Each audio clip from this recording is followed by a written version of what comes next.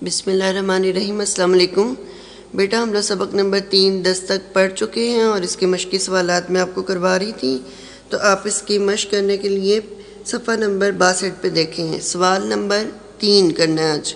इस ड्रामे से आप कौन सा अखलाकी सबक अख़ज़ करते हैं? इसमें जवाब में फिर आप लोग वही हेडिंग्स लिखेंगे। पहले लिखेंगे सबक 10 तक, ड्रामा निगार मिर्ज़ा अदीब, सिनफ़ नसर स्टेट ड्रामा, तसनीफ़ पस पर्दा।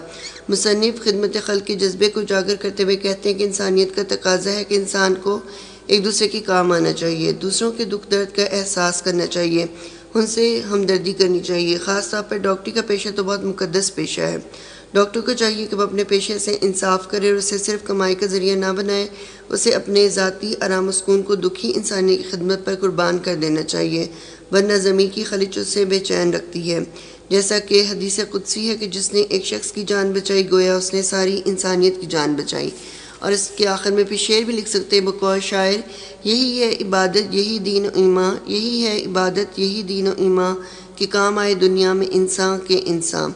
उसके बाद दर्द दिल के वास्ते पैदा किया इंसान को, दर्द दिल के वास्ते पैदा किया इंसान को, वरना तात के लिए कुछ कम न थे करूबियाँ। उसके बाद खंजर चले किसी पे तड़पते हम अमीर, खंजर चले किसी पे तड़पते हम अमीर, सारे जहाँ का दर्द हमारे जिगर में है। उसके बाद सवाल नंबर 4 है। इस ड्रामे से वो जुमला तलाश करें जिसमें इसका मरकज़ी ख्याल पोशीदा है। इसमें भी आप जवाब लिखेंगी। उसमें सबक 10 तक, ड्रामा निगाह मिर्ज़ा अदीब, सिनफ़ नसर स्टेट ड्रामा, तसनीफ़ पस पर्दा। मुसन्निफ़ बताते हैं कि इस ड्रामे का मरकज़ी ख्याल इस फ़िक्रे में पोशीदा है जो डॉक्टर बुरहान ने डॉक्टर ज़ैदी से कहा था। वो जुमला ये है, मगर अब कभी कभी आपका ज़मीर दरवाज़े पर दस्तक देता रहता है। बकौल शायर, ज़मीर की अदालत में जाते रहा कीजिए, ज़मीर की अदालत में जाते रहा कीजिए, वहीं फ़ैसले सच्चे होते हैं। उसके बाद सवाल नंबर 5 देखिए, मंदरजा झेल अल्फाज को अपने जुमलों में इस्तेमाल करें। पहले लिखो मैं फ़र्श शनास। फ़र्श शनास का मायने होता है फ़र्श को पहचानने वाला। इसका जुमला ये बना सकते हैं कि हमारी पाक फ़ौज बहादुर और फ़र्श शनास है। उसके बाद अगला लफ्ज़ लिखा हुआ नकाहत। नकाहत का मायने कमज़ोरी। फ़ातिमा बीमारी के बाद नकाहत की वजह से चल फिर नहीं सकती।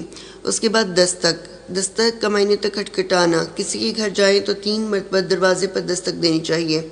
उसके बाद है ताहम। ताहम जो है ये हरूफ शर्त जज़ा भी है और इसका मायने फिर भी। वो अंग्रेज़ी जानता है ताहम अंग्रेज़ी में दरख्वास्त नहीं लिख सकता। जुम्बश, हरकत या हिलना जुलना। जब किसी मज़लूम की आसमान पर पहुँचती है तो अर्श में जुम्बश होती है। चूँकि ये हरूफ इल्लत है, इसका मायने होता है क्योंकि ये इसलिए।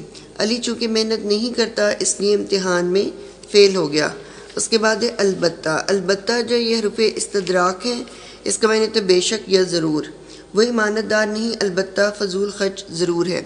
उसके बाद सवाल नंबर 6 लिखा हुआ ज़ू मायनी अल्फाज से क्या मुराद है? कोई से 5 ज़ू मायनी अल्फाज और उनके मायने लिखें। तो पहले आप ऊपर हेडिंग लिखेंगे ज़ू मायनी अल्फाज। ज़ू मायनी अल्फाज ऐसे अल्फाज को कहा जाता है जिनके 2 मुख्तलिफ मायने हों। मसलन मिसाल नंबर 1 लिखी हुई है सोना। सोना जो है वो नींद की कैफियत भी होती है, जैसे हमें रात को जल्दी सोना चाहिए। सोना का दूसरा मायने तक कीमती धात।